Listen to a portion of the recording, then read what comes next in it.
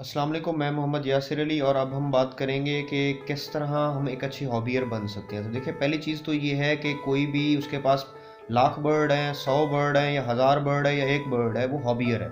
लेकिन एक अच्छा हॉबियर वो है जो बर्ड की उसी तरह केयर करे जिस तरह अपने बच्चों की केयर करता है। साथ ही साथ आप उसकी रिकॉर्ड कीपिंग करें और जब भी बर्ड बाय करें या उसको रखें, एक तो उनको हेल्दी डाइट्स दें, प्रोटीन्स दें, लेकिन कोशिश करें नेचुरल दें, अननेचुरल कम से कम दें, क्योंकि देखिए अननेचुरल चीज़ें या मेडिसिन अगर हमारे लिए अच्छी नहीं है तो बर्ड्स के लिए या एनिमल्स के लिए किस तरह अच्छी हो जाएगी। दूसरी चीज़ ये है कि अगर हमारा फोकस मनी हो जाएगा, ये नहीं होगा, तो फिर हम भागते रहेंगे चीज़ों के पीछे और कभी भी उस तरफ पहुंच नहीं सकेंगे। देखिए, पैसा जो है ये आनी जानी चीज़ है। अगर आप किसी चीज़ में भी मेहनत करेंगे तो अल्लाह ताला कहते हैं कि मैं उस मेहनत का सिला आपको ज़रूर दूंगा। तो काइंडली उस चीज़ पे फोकस करें।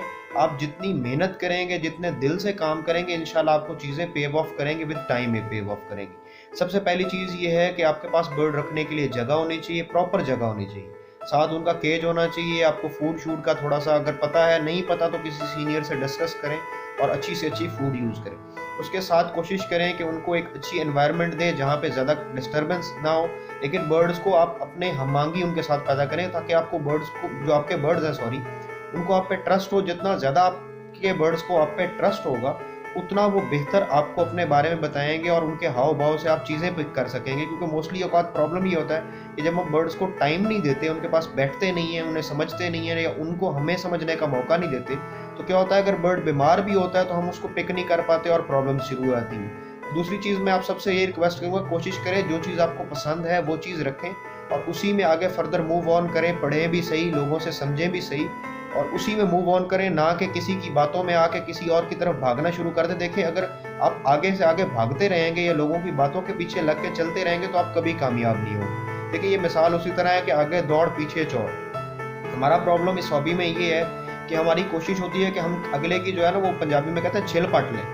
तो हम मतलब कोशिश करते हैं कि अगले के ऊपर से ना स्किन ही उतार लें उसकी, और जितना कम से कम रेट हो उसको उतना दें। तो मेरी आपसे ये रिक्वेस्ट है कि एक तो एक दूसरे को अच्छा रेट दें, क्योंकि देखिए अगर आप अच्छा रेट देंगे, बर्ड्स को इज्जत देंगे, एक दूसरे को इज्जत देंगे, तो ये घूम फिर के आपको ही मिलेगी। ये सोच जो है ना कि जी मैं आज फ़ायदा ले लूँ कल फ़ायदा ना लूँ, तो ये नुकसान देती है, हम सबको नुकसान दे रही है।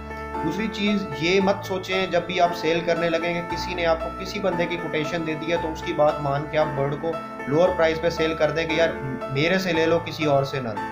इससे आपकी हॉबी डाउन से डाउन जा रही है। आपको शॉर्ट टर्म के लिए तो फ़ायदा मिल रहा है, लेकिन लॉन्ग टर्म में नुकसान होगा। इसके बाद मैं आप सबसे रिक्वेस्ट करूँगा कि हमें फेसबुक पे, ट्विटर पे, इंस्टाग्राम पे और यूट्यूब के हमारे 2 चैनल्स हैं, एनिमल नेक्सस के नाम से और MY फार्म्स के नाम से।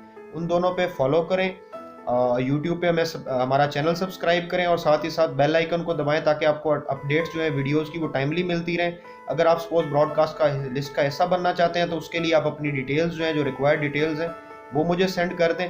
और मैं आपसे फिर ये रिक्वेस्ट करूँगा कि प्लीज़ इस हॉबी को इज़्ज़त दें और हम सब जब मिल के चलेंगे तभी इस हॉबी का फ़ायदा होगा। मेरे अकेले से या किसी सीनियर के कुछ करने से फ़ायदा नहीं होगा जब तक हम सब मिल के नहीं चलेंगे।